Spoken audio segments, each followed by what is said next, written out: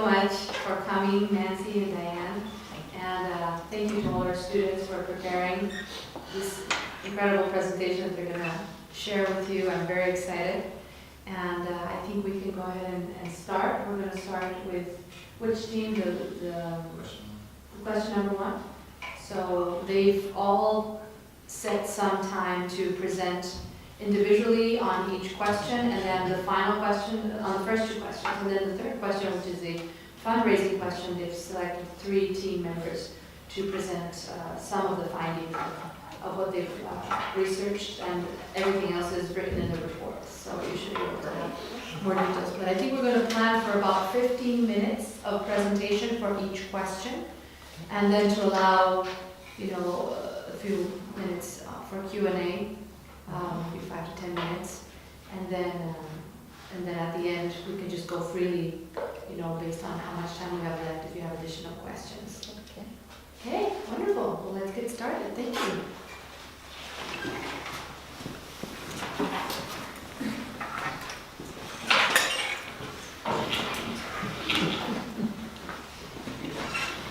So I think the order of the okay. So okay, hi, I'm Sean, I'm a second year doctoral student here, and we're all kind of presenting on the online marketing strategy that initially started as just email consultation and has now kind of expanded out into considering not only email but also a Facebook page and search engine optimization. So these are the 3 areas we're going to discuss today. So my portion is just about the emails. So these are the original questions you guys presented us with. What is the best day of the week to send these emails? How many emails become too much? And what is the impact of these emails on the brand identity? So the first thing we have to consider is the current state of the email marketing statistics and analytics. So what you're looking at is from your past 25 email campaigns, the top number represents the opens and the bottom number represents the clicks for each message. So just to get a kind of a baseline reading of where the organization is at in terms of the viability of email marketing. Of course, there's more opens than clicks. This is common, I think, for any organization sending emails, but of course clicks are currency, and we want to try to convert as many people into clicks and convert the clicks into ticket sales or whatever you guys are looking for. So that's kind of where things stand as far as the current email marketing position. So if you take a look at the average clicks and opens of this organization versus the industry standard, Constant Contact identifies for a nonprofit arts organization around 19% is the industry average, and you guys are at 16%, so you guys are pretty close to the industry average. And they identify clicks as around 9 or 10%, and you guys are at 4, so I think that you're right on par with the opens, but the clicks could be better. But I think everyone's clicks could be better, so that's kind of where things stand versus the industry average. So I took a look at the past 25 email campaigns, and the first thing I was trying to understand was when the emails were sent in terms of day and time. And what I discovered was that there was a variation, of course, as to when the emails were sent, and a variation that correlated with when the emails were then opened by users. So when I was categorizing this, I just put the email message if it occurred within the hour, like if it was 6:59, I still counted it as 6 o'clock. So most of the emails that this organization sends are early in the morning between 6 and 8 a.m. That's 60% of the messages. Then maybe 20 or 30% come between 1 and 4, and the other I categorize as other. It didn't follow a true pattern. So if you look at the results of that with when these emails are opened, it's essentially the same thing. When emails are sent in the morning, you have more opens in the morning versus the afternoon and other. So there's a really close correlation between these two things. So after kind of analyzing this, I started to notice a pattern in that the earlier the email was sent, the more opens it received. So that tells me that the people who are reading these messages are early risers, or they're reading the email like maybe at work. So emails started opening somewhere between 6 a.m. and they peaked up around 11 a.m. And this is when the most emails open. So you're averaging around 300 to 350 opens of the 2,000 people on the contact list. And I'd say approximately 275 of those occur before lunch. And then the next thing I was noticing is when the email was sent was having a correlation on when it was opened. For example, if the email was sent at 8 o'clock in the morning, then you weren't getting those 7 and 6 a.m. openers, because they probably weren't seeing the email again until the next day.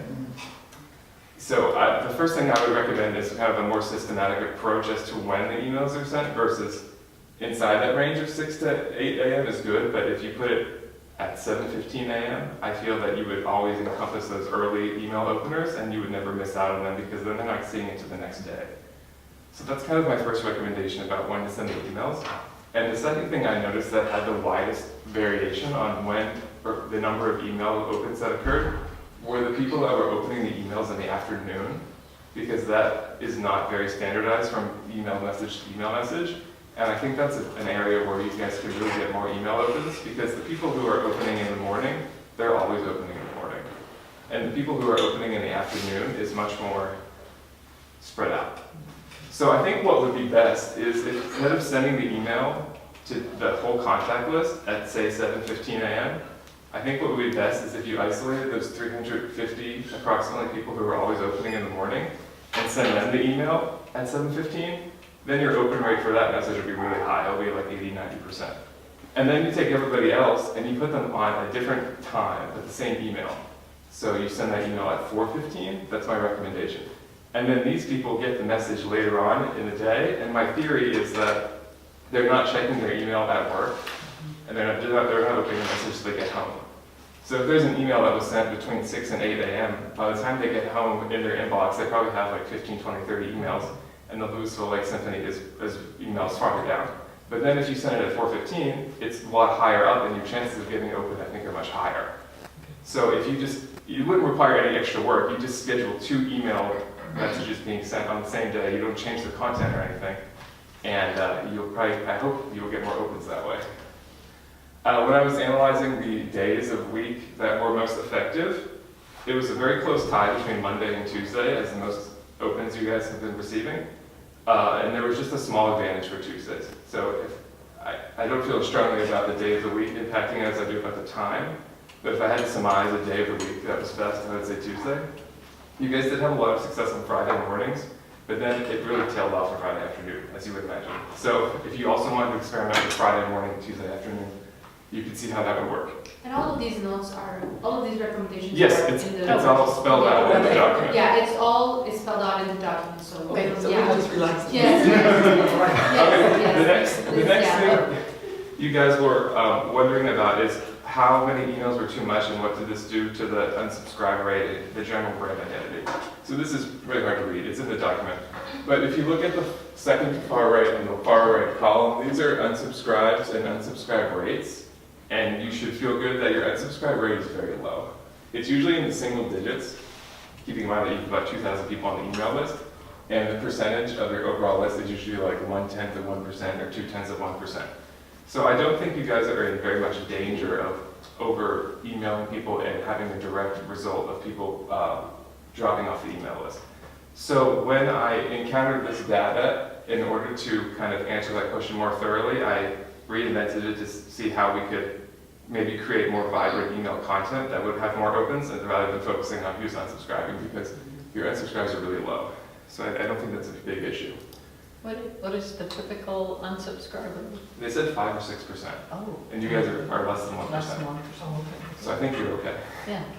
So this is just a typical email that you guys send out in your cycle of 3 emails as concert reminders that I extrapolated for this exercise. So I have 3 recommendations, I think, on creating more vibrant email content that would help the opens. The first thing, and this isn't actually an interactive email, this is just an image of the email, but in my experience using Constant Contact, when you click on this link for tickets and information, it would be best, I feel, if this link took you directly to the ticks rather than to LewisvilleLakeSymphony.com. Because then you take as many steps as possible away from that point of transaction. Whereas in the current model, I have to go to the website, then I have to find out where then I have to click. So the more clicks I have to do, the less enthused I am about making the clicks. That's my theory. So would it actually be 2 links then, one that goes to tickets and one that goes to information? I think you should just leave it tickets because when you go to the tickets page, that is going to have the information on it, is it not? About the concert, the date, and the time. Yeah, Right. I think there's other information out there, more Yeah. detailed information about the performer and things like that. So if someone wants to know more about that. Of course, yeah. I just think breaking down the barriers on the amount of clicks Okay. would be best. Okay, the You could second. probably still put that in that same text page, put all of the information they're gonna wanna know, but kind of make it easy for them to be already in the page where they buy the ticket, rather than having to go to two separate places. Okay, so my next recommendation as far as the email content is in Constant Contact, it's fairly easy. It's not super hard, but it's a little harder than an image to put video in. So I recommended that when you guys have these guest artists, you should make it part of their contractual obligations to give you a 15-second video or 30-second video of them introducing themselves and introducing the piece. So now when I get this email, not only am I intrigued because there's a video, but if I don't click the video, I'm not going to get the information, and now you're going to get more clicks. So instead of just putting out this picture of the violinist with a video of the violinist just saying, hi, here's my name, here's what I'm playing, and just like playing 10 seconds of it, that would be a way to produce more clicks and make the email more engaging. And my third recommendation on the email content is that I think you guys have established a really good procedure of this cyclical pattern of 10 days, 3 days, 2 days, 1 day in order to keep the reminders going. But it would be you could probably get more clicks if you could vary up the content in some way so that even if I'm going to the concert and I already am planning, I know when I get that second email, why do I want to open it? Or if I'm thinking about going and I'm not quite convinced yet, if there was different content in the email, maybe I would become more intrigued. So my recommendation would be to actually have maybe 3 15-second video clips that were inserted in each message so that every time the message came, I would be at least intrigued to see what's going on. Maybe it's someone in the back of the hall just recording 15 seconds of rehearsal. It doesn't need to be concert quality footage. Or maybe it's another video of this soloist.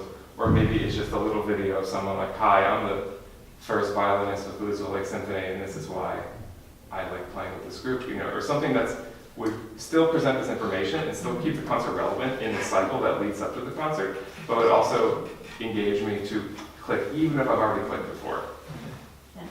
So those are kind of my recommendations on everything about the email marketing and what I have found. So now Elim is going to take over with the Facebook. Do you want us to wait with questions? I think to the Well, end. why don't we wait for them all to present, Okay. and then we do like 5 minutes of questions at the end, because we're trying to keep everyone so we can keep it tight. Okay, my portion is about Facebook, the direct marketing for social media marketing portion. And looking at Lewisville Lake Symphony, comparing with the same most semi-professional theater orchestras, Lewisville only have like 513 lights, whereas like Urban Symphony have 910, Las Colinas have 1400s, and then Plano has. So all the other same tier symphony has more lights. So how do we do that to help boost Facebook page of, yes. So for email marketing, you can always put the emails on your, I'm sure you have database of your emails that compared to your Facebook fans, it should be at least 10 times more. So you can link that into your email, and then when you send it out, make a link for your patrons to connect with your Facebook and ask them to share with friends and family. And also reminding them to click like and following, also get notifications, because sometimes they follow but they don't get notifications. So remind them to click on the get notifications. And then you can, analyzing the top 10s, you can go to this is my organizations of the choral society that I'm leading with. So this is some of the examples, and you can go to the insights of the Facebook, and you can click on that, and then they'll give you this automatically graph to show you where are the top 10s of people click on the like on your Facebook page. Like all the comments, and are they like popular photos, or what are the comments, things that they click on? So the graph that will show you on that. And there's another page will show you all, like if it's pictures or if it's videos that they like, how much boost and all that. You can see on your Facebook page. There's a column for insights. You can click on that to find out. And then number 4, you can post remarkable content, like what kind of news that LLS would like to share with the community, and what gets people talking, and what is trending in the LLS community, and how can LLS be more useful to the community around Lewisville.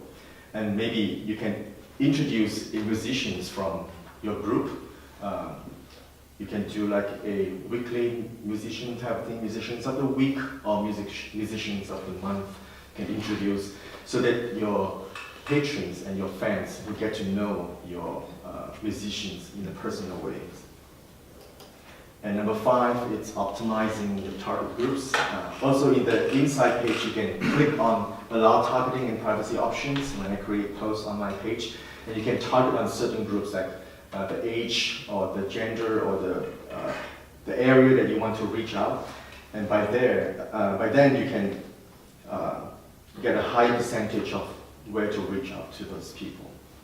And then number 6 is posting updates at the best times. And I think Sean has mentioned some of that, early morning or nighttime.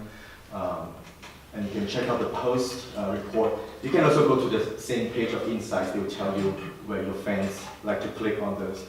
And then you can also post a weekend-friendly content, because some other companies, they don't do that during weekends.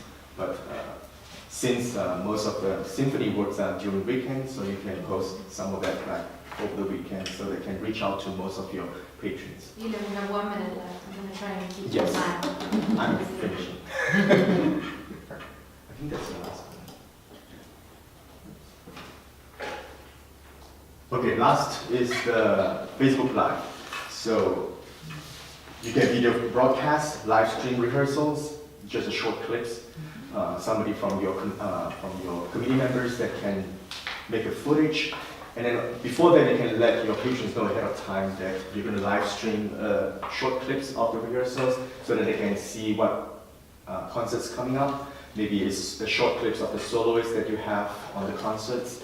And then engage with the audience, open comments, and then put a link on your live stream that they can click on the ticket sales information. And after the live stream, you can also share the link on your email, so that you get more reach out to all your patrons in your Facebook. Thank you. Thank you. Cool. Okay, so I did search engine optimization, and all of this correlates, which is the next one.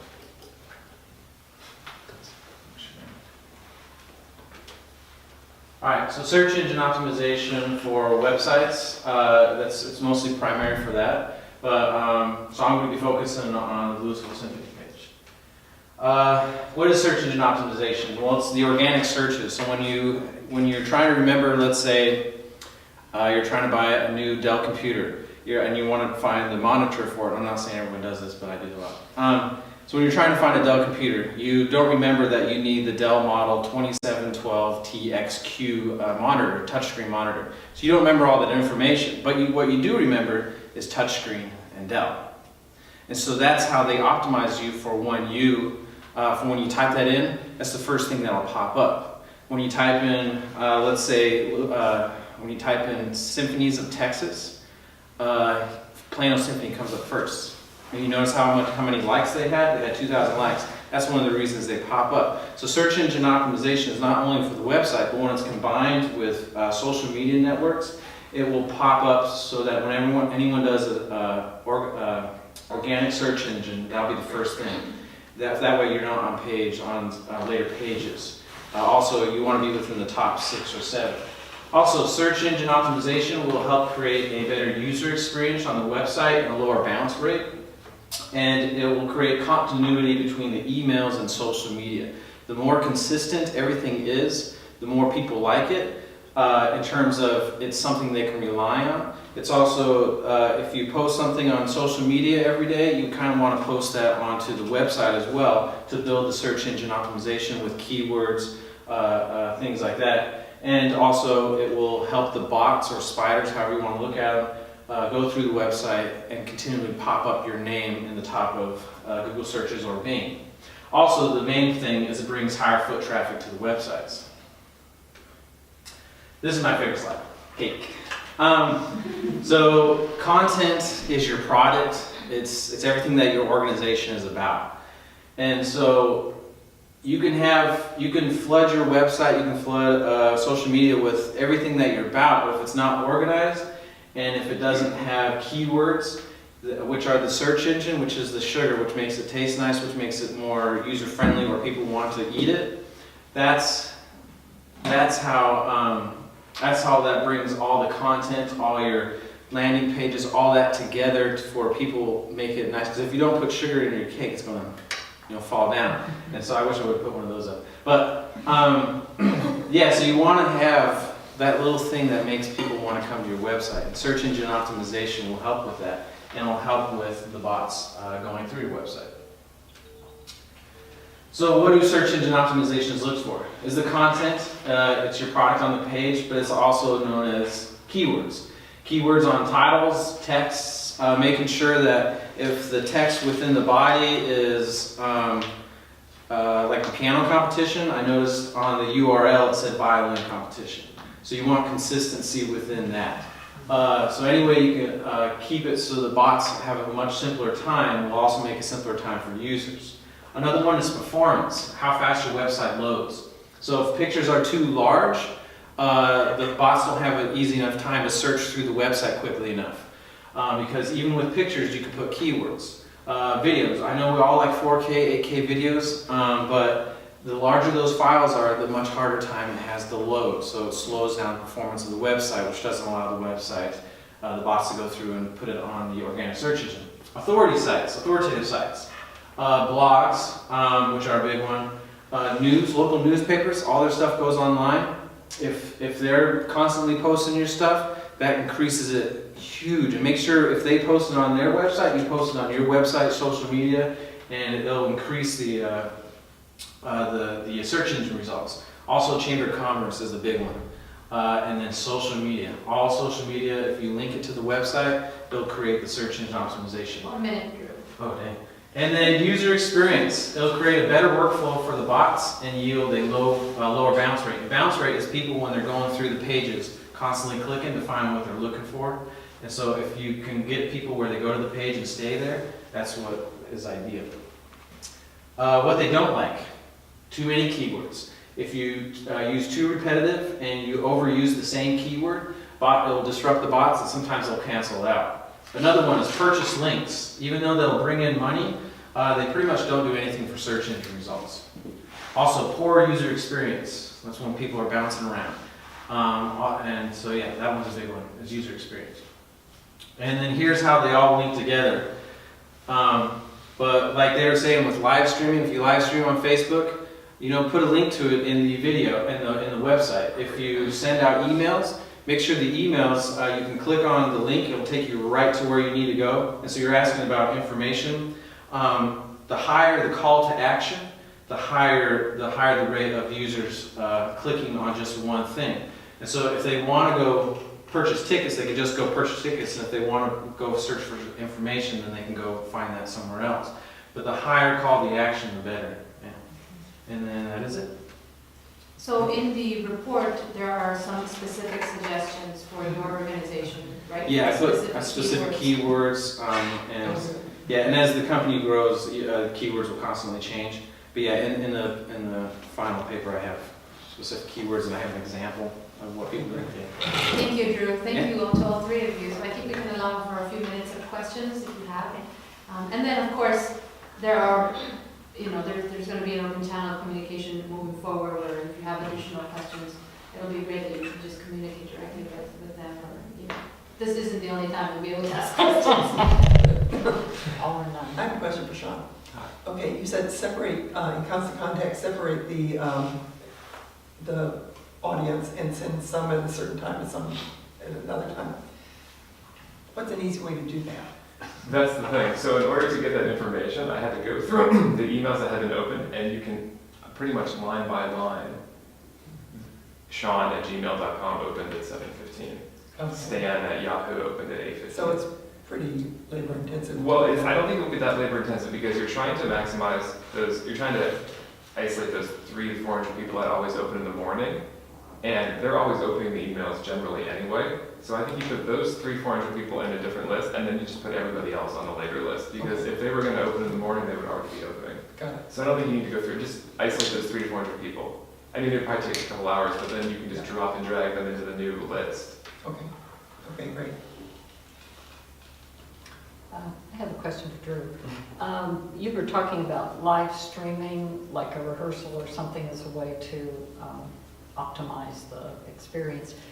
What is involved in doing that? Well, if you want to, you can just do simple phone. Yeah, that came to mind. Yeah, you can do that. If live streaming concerts, that's a little more extensive. But the nice thing is when you live stream concerts, you can put them onto YouTube. So now you create a YouTube channel.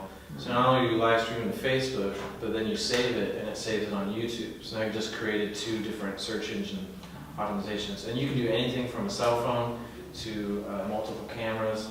Depending on how you... Yeah, depending on the budget. And sometimes it's pretty simple. You can just use the Mac computer and Ecamm Live software and any old external camera that you want. And you just plug it in. It'll cost, I think the camera you can get like $100. And so you can use something like that because Facebook Live doesn't do high resolution, only does about 1080i. Or you could hire Drew to do it for you. Yeah, right. But There's for someone the who actually understood everything he just said. But for the rehearsals, it should be from a phone. I mean, I think Yeah. the easier you think of it, Right. the more likely you are to do it. You know, Right. and for rehearsals, as Yeah, I mentioned, I mean, or if you as wanted simple as a to... phone. You know, Yeah. anyway, it's just a few seconds. You're not doing a Right. real. Or you could do like a short, like Abram saying something, you know, about Yeah. why you should come to the Yeah, next concert exactly. for 15 seconds. Sounds Or simple. I like the idea of highlighting different musicians in the orchestra as a way to, you know, draw more interest. And Facebook will prioritize that live. So you guys go live, they will like show everyone who's listening is live and they'll like push that to the forefront of the page Yeah. because they want Facebook Live to be more popular. And Facebook is constantly, every day, something's popping up on there. That's search engine bots just for that, will start to notice it. And then if you're constantly putting that links to the website, it's just gonna pop up all the time. And then more likes and all that stuff will start happening. I think it was Elim Yes. about being weekend friendly. Were you the one that Yes. talked about Yes. that? Would you be more specific? What makes it more weekend friendly? Weekend friendly contents.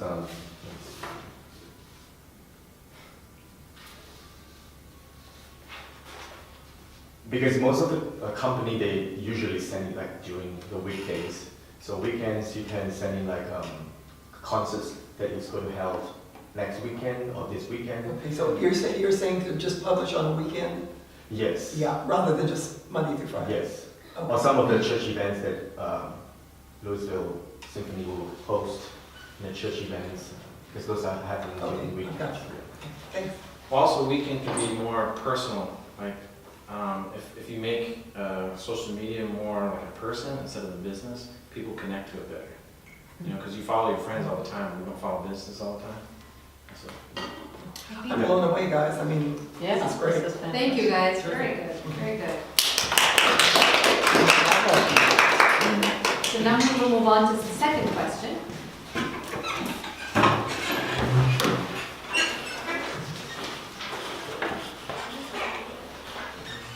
And this is Kyle, Megan, Hina, and Julianna. So for this question, we had 4 team members.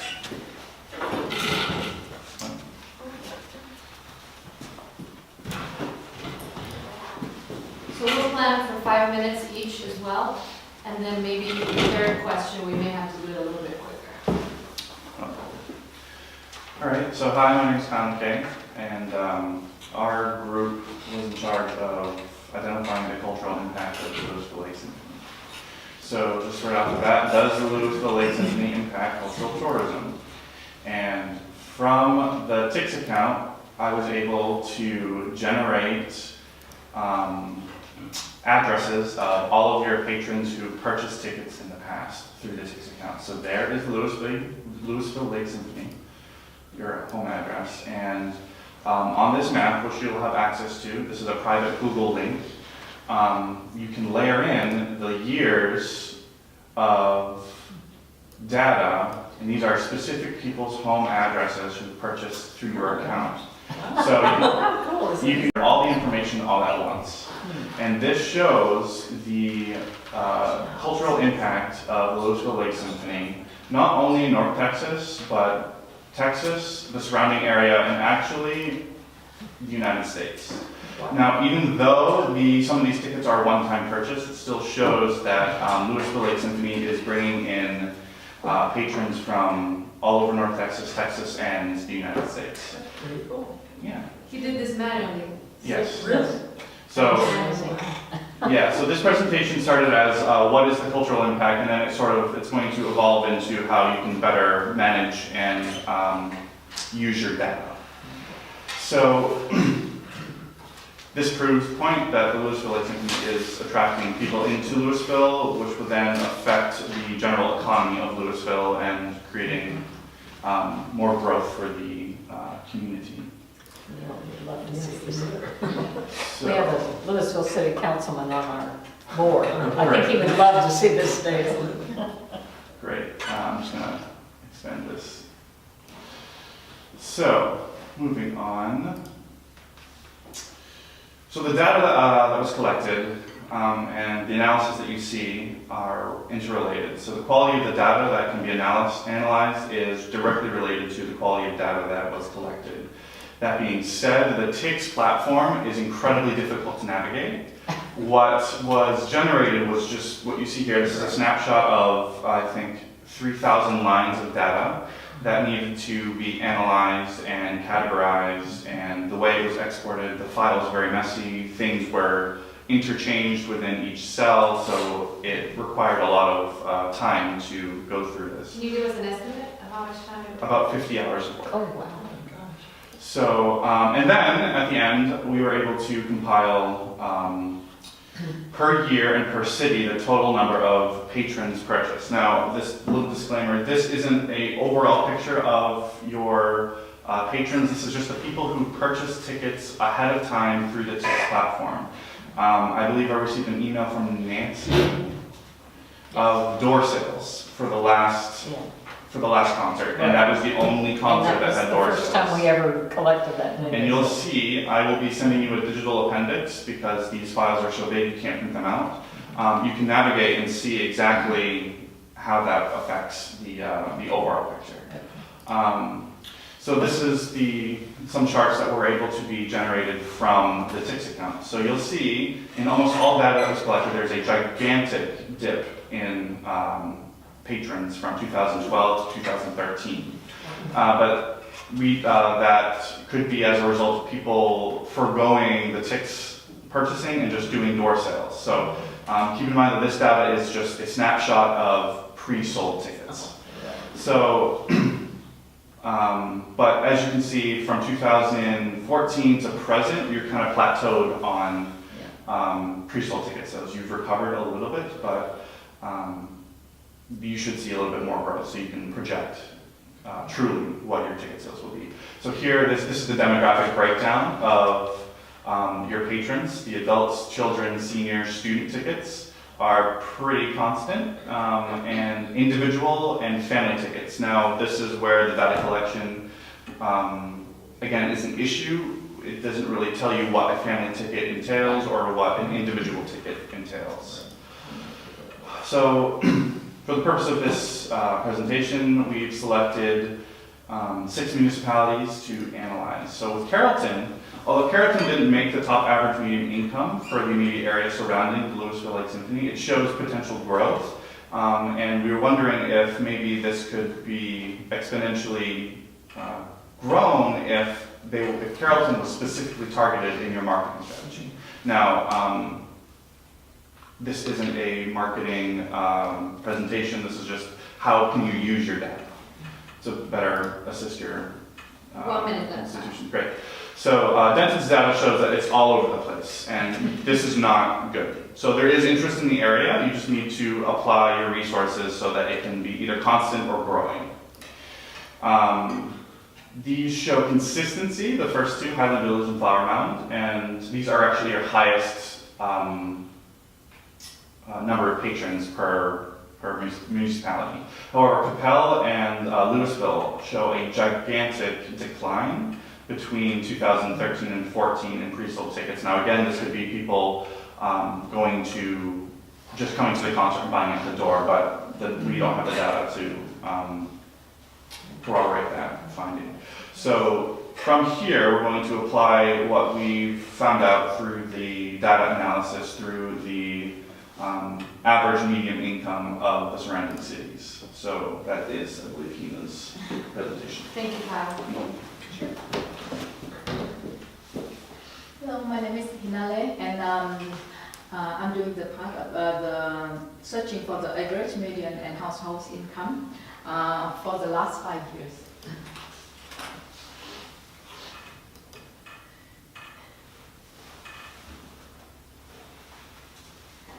So, like among of the over 20 neighborhood cities of Lewisville, my search narrowed down to the 6 cities which have the most average median income cities.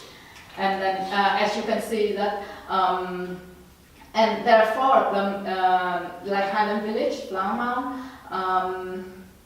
No, 2 of them are the regular ticket seasons buyers. And they have they not only have very high average median income, but also very high household incomes. Because in some places, like even if you have the high average median, but the household income is low, which means that it's not balanced. Like in terms of like maybe they are, even though they have high income in the area, but it doesn't mean like each family has the interest of go into the concert. And then I also find out about the 3 potential in these 6 top charts. The 3 potential areas that Lewisville should further looking for, like to find for the potential customer.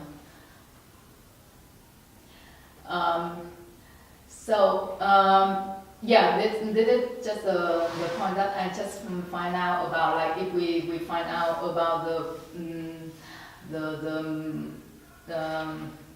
the surroundings, potential economically, and then the customer, then we should go from there. For example, based on the data you sent us, we found out that the highest season ticket holders for the past years, it was Flower Mound, Lewisville, Highland Village, and then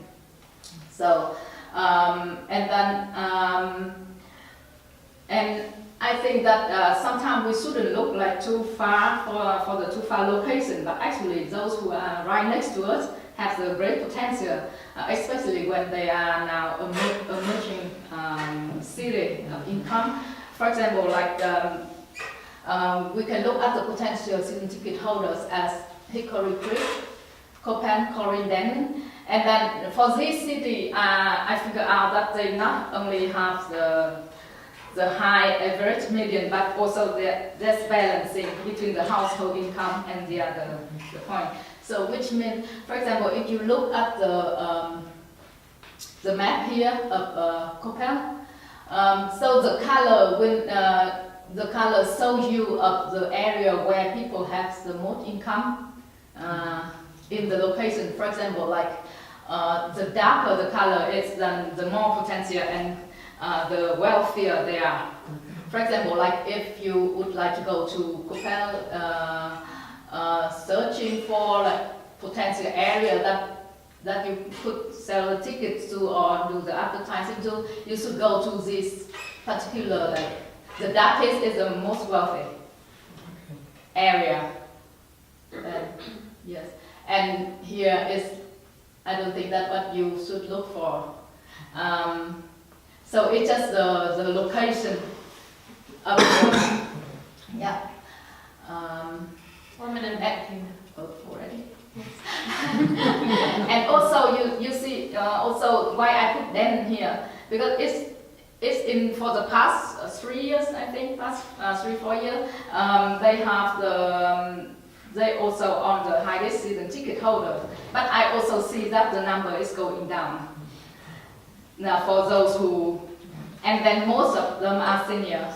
So like how we should expand our audience to a more vibrant, like for example, like you have a great program for the kids,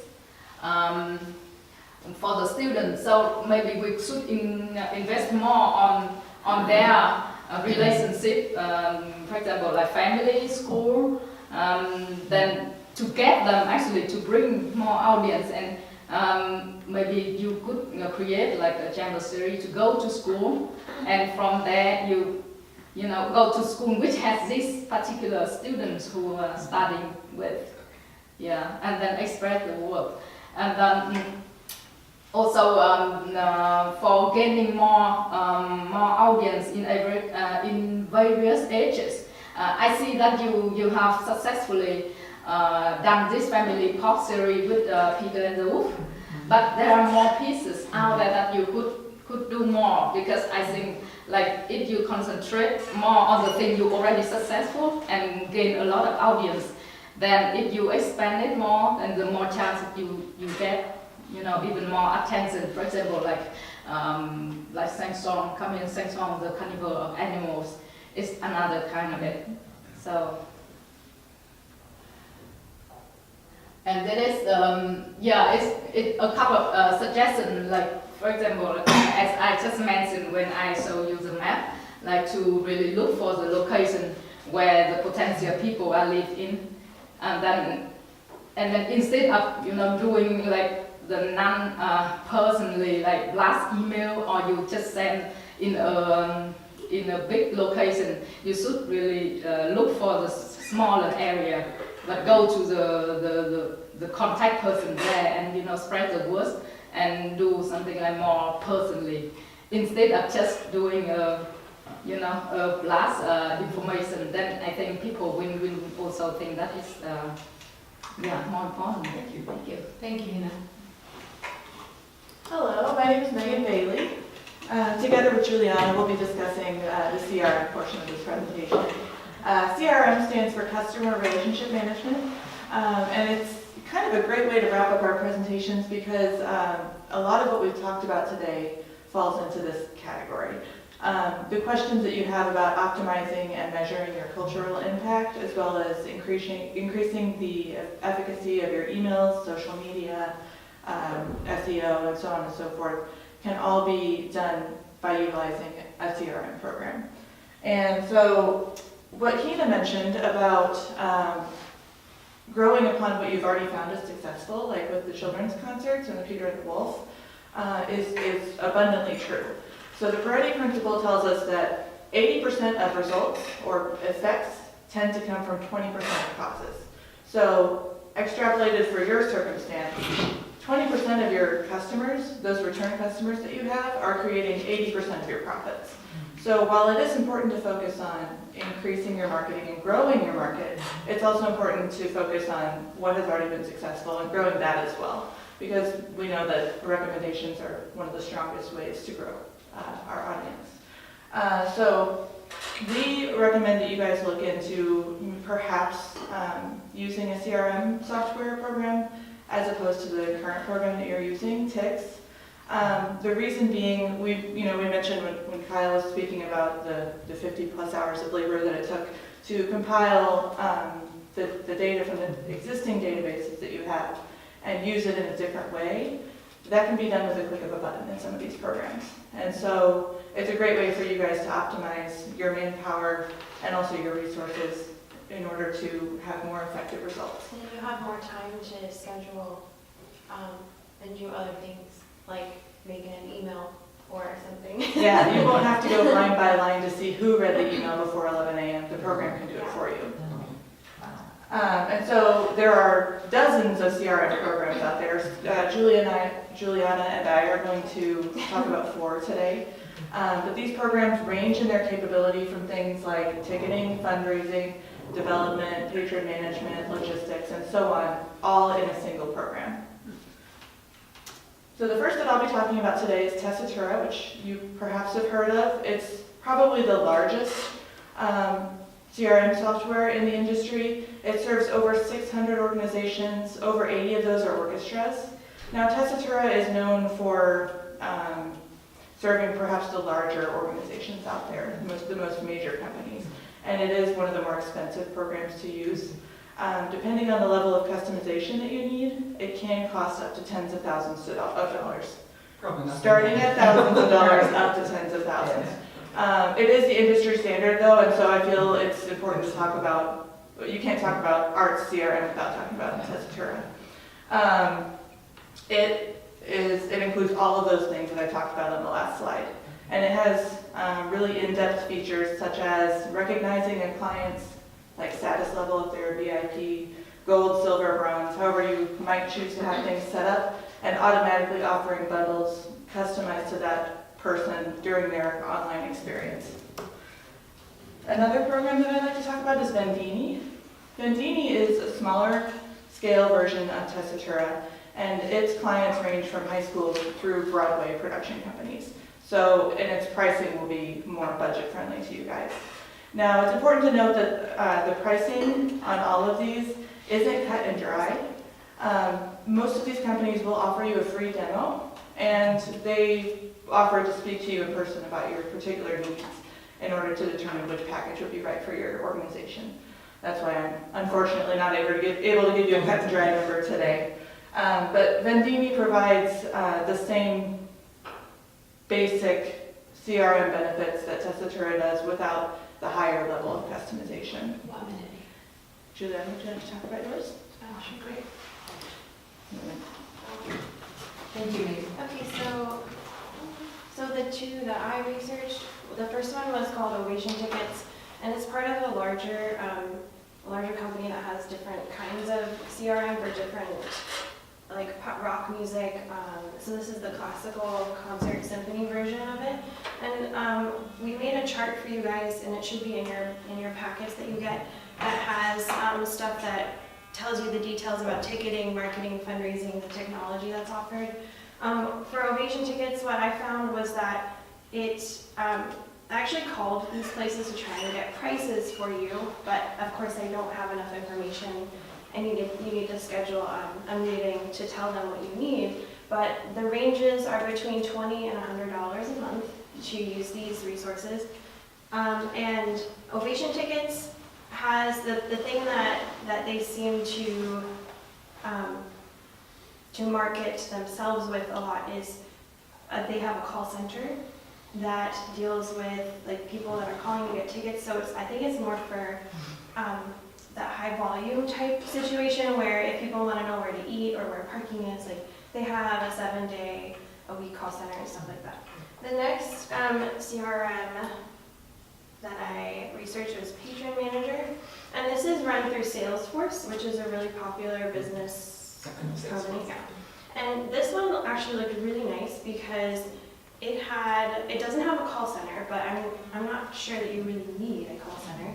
But some of the cool things that it has here on this list are it has the ability to create your newsletter emails, your email marketing letters through this platform. So everything's integrated. It also has a great the technology about it is that you can work together through the system, through your phones, your smartphones.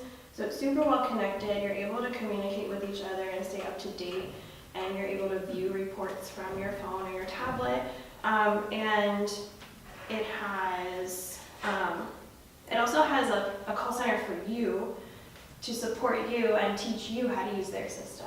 Whereas the Ovation Tickets didn't have that kind of offering. I mean, of course they offer it, but this is something that they specify on their website. So you'll be getting this nice little chart of all of these things. And so we really, after seeing all the work that Kyle had put into compiling this data, and this is something that I, as starting my own organization, I had no idea about this, and that's why I chose to be on this question, was because I was I don't know anything about this, so I'm gonna try and learn about it. I had no idea it existed either until this whole project happened. And so Kyle, do you want to say something since you did all of that work on the computing stuff? So, can you hit the escape button for me? So, like what Megan said, it can be done at a push of a button. So, we really highly recommend that you have a way of capturing data from ticket sales online, folding in the data of door sales, and creating very easily accessible charts and graphs so you can then use your time more effectively to market and to increase your ticket sales one, and really focus, I think, on your season ticket holders, because those are your most loyal fans.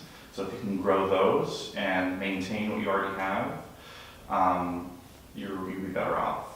So you'll be getting this in an email. This is your digital appendix to our presentation. This has all the source data of everything that was generated through TICS. You have all your figures in here. So this is the portion I was talking about. This is the concert data from the November 17th concert. And you'll see that this is 98 people attended.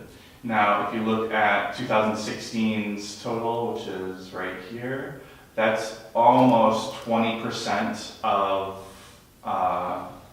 your ticket sales for 2016, and that's just one concert, people walking in. So it's really important that you have a global picture of your organization's success and try to prevent and try to grow. And it helps you make smarter decisions on how to, maybe even programming, like it affects everything, absolutely everything. Did you say that one of these would replace constant contact? I know for the patron manager, there is, they have an email marketing incorporated into, Okay. and I mean, that's probably all customizable once you have a phone call with the company and figure out what you need. Both of the programs I looked at as well. Yeah, I think All most of of them. them. And it's best to have something all located in one place so you can easily manage your data. But also, like Salesforce is a Yeah. trusted company, Right. so. So, just as an aside, I know we're running out of time, but this shows the demographics per city per year. So you can really see, let's see, this Flower Mound, you had, I can't read that, I think 28 people come for 2013 to your concerts who were adults from Flower Mound. And you can market specifically, say, your educational programs to places that have higher interest. So just more ways to use your data. And again, just to reiterate our point, you need to collect better data and have an easier way of processing it. So that's why we suggest the CRM programs. And you are spending around $1,200 to $1,300 a year through merchant sales and TICS account. I'm not sure how much it costs for constant contact, but It's $300 or $400 a year. yeah, so basically $1,800, I think, in total between all your platforms. I think you could probably find a better solution through the services that we suggested. Thank you. Thank you very much, guys. We have a few minutes of questions. Well, it certainly has changed my thinking about how we do our marketing Yeah, and analyze our data and so on. I mean, I feel like we're coming into the 21st century. So, we have been through TICS and we're starting to, through door sales, collect zip code information. Is there any other data point that you think would be really helpful or that you wished you had when you were doing this? You should be thinking about? Yeah, so I wish we had, zip codes are great, but age, number of tickets, why they're there, if creating a short survey, and all this could be done through a CRM program to send out an email and like a question that you just click off a box or something. It's just the more information you have, the better you can.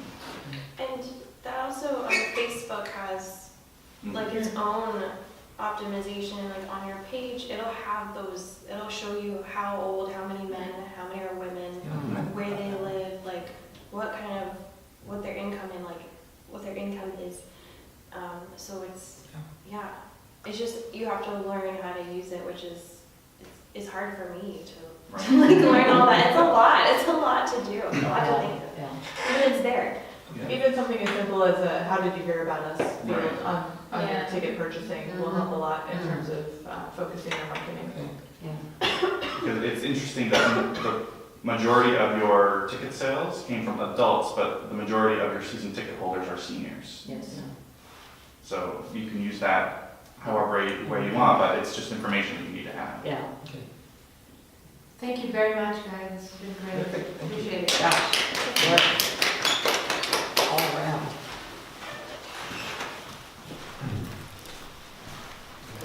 Don't need to be the. So now we're going to our third and final question.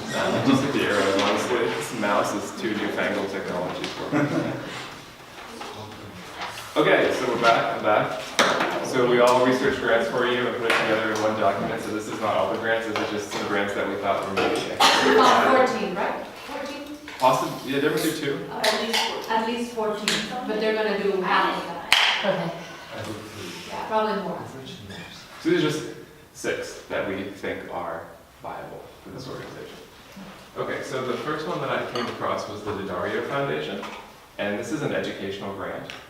When you guys gave your presentation to us, I kind of detected that you were really proud of the educational concert and kind of what it entailed, and also this interactive component of the petting zoo that you guys had described. So the Daddario is a company that sells accessories and gear for wind, strings, percussion. It's a large corporation. And strings especially are important in the orchestral world, right? So this grant has many positive, it's very arts friendly.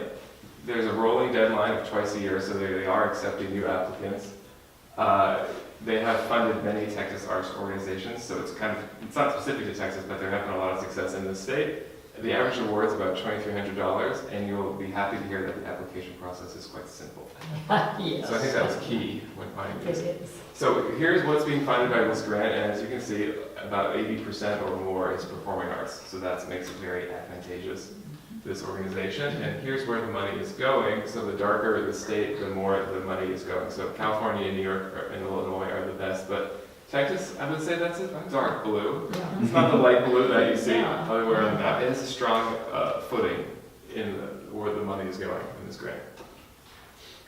Here are some other grant recipients that are somewhat similar. Lone Star Youth Orchestra, I think we all know about them. Austin Classical Guitar, this is another, it's not a performing arts organization, but it's in Texas and it has an educational aim and it involves strings. And then these are some larger orchestras that also have educational components to their season and have received funding. So it's not just in Texas, but you can see from here kind of a snapshot that it's not exclusive to large organizations, it's all different sizes that are being funded from this. And this is, to wrap it up on this grant, I think the easiest thing about this grant is because the application process is so simple, all you have to do is write a letter that outlines how the funding will be used. And then you have, once you make it through that phase of the grant, then you fill out the application, which we have no way of knowing what it entails because I haven't gotten through that grant part of the phase. I was reading on the website, the Lewisville Symphony, that Dr. Scott, who works here, was either played principal clarinet or had played principal clarinet. I'm not sure if he's still playing, he's retired. He still plays. So he is a Daddario artist. Oh, really? He's on their roster. So I don't know if he knows anyone in the grant side of things, but at least you have a starting point with somebody on the inside. It's in your notes. And he's retiring. He is retiring this year, so maybe you want to talk to him about that sooner than later. Yeah. we have. He's a good friend of our orchestra. He participates in a lot of things we do. And that can play a lot. Above and beyond playing in the orchestra. And in kind of our study of grants in this class, a thing that kept coming up over and over again was having some kind of personal connection with the organization to help facilitate. So that could be really helpful. The other one I found was this SPECS Charitable Foundation. So we learned about this in another class earlier this term, but SPECS is like really a philanthropic organization, and they donate a lot of money, and that was something that really piqued my curiosity, and I remembered it for the purposes of this. So Going to that.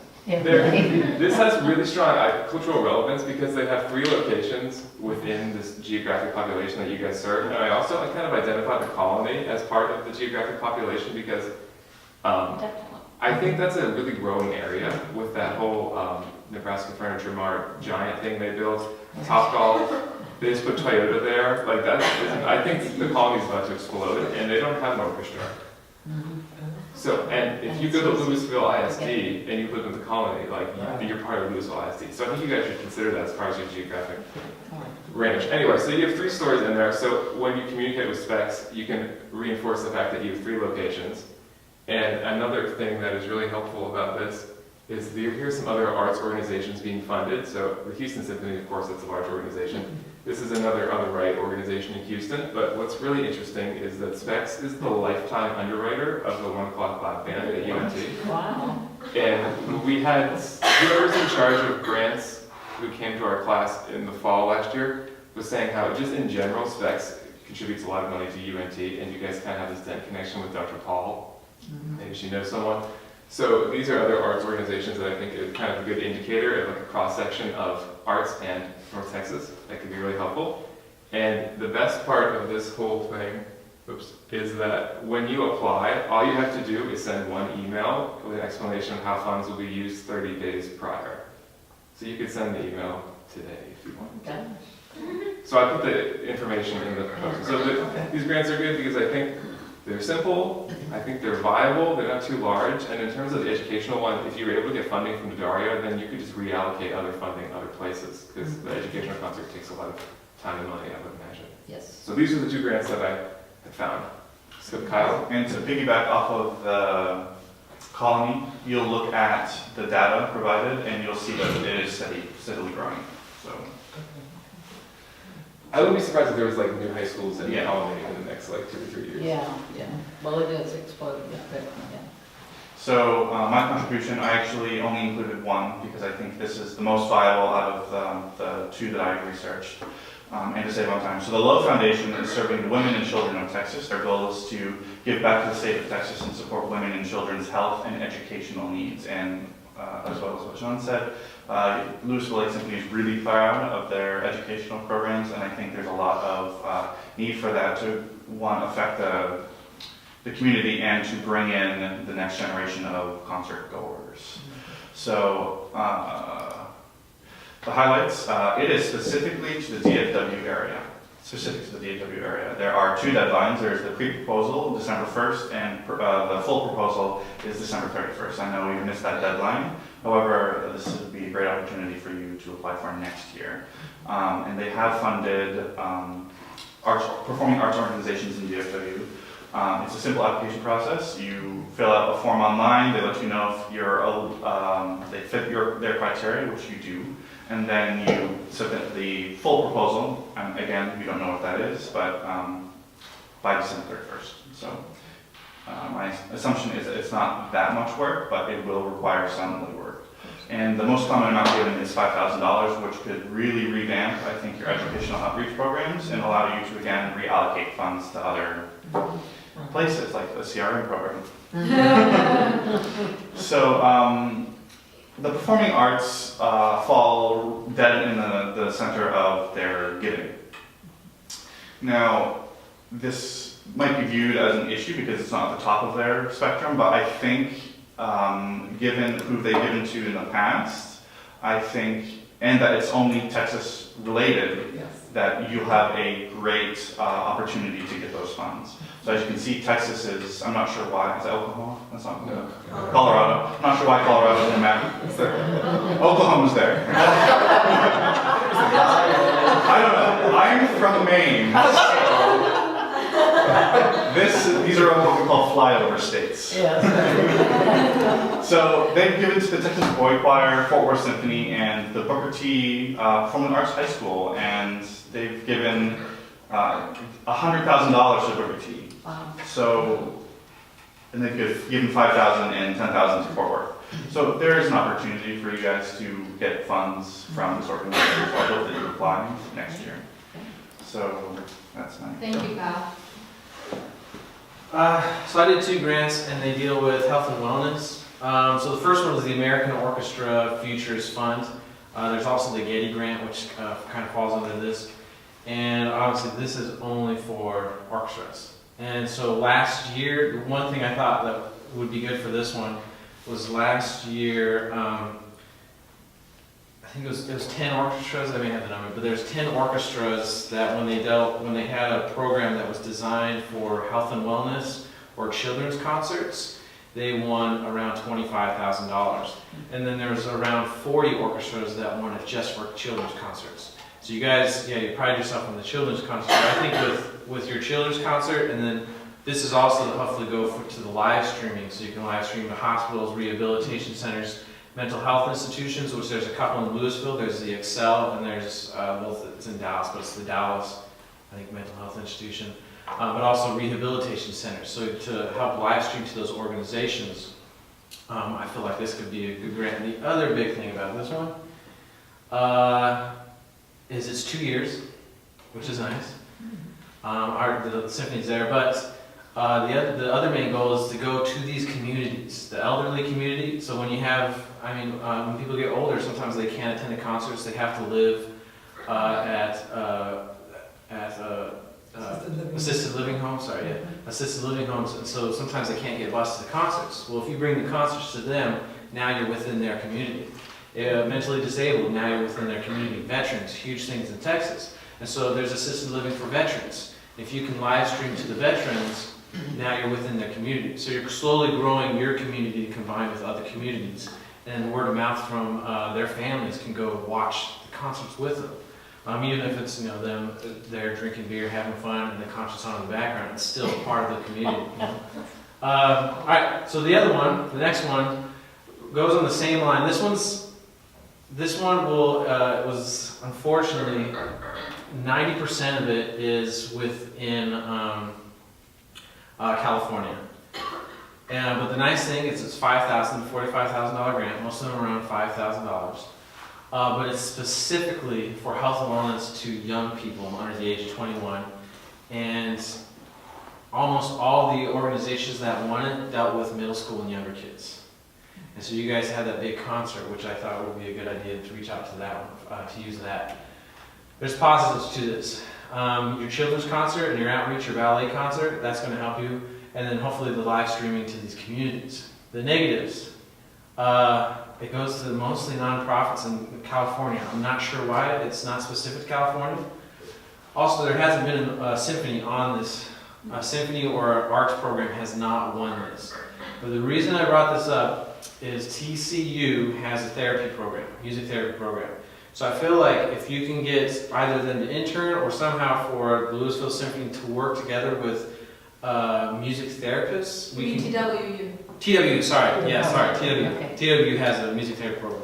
If you can get to work together and collaborate, you could not only come up with the medical, technical terms that maybe that's why symphonies aren't, or maybe they're not even applying, but you can get those medical terms that this organization is typically looking for, and you can do medical research with TWU and use the symphony to help promote their program. And so by collaborating, I feel like you have a good chance of receiving this grant.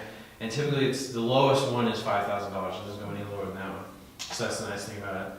But yeah, both of my grants have to deal with health and wellness. And that was it. Well, thank you. Yeah. Thank you all. And you'll have much more information in course, but we can allow a few minutes for questions about everything, really, not necessarily about this particular aspect. We have a few minutes to go over final thoughts and reflections.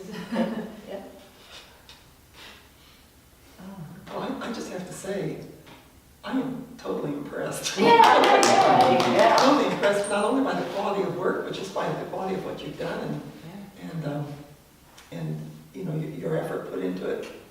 A special shout out to. Yeah.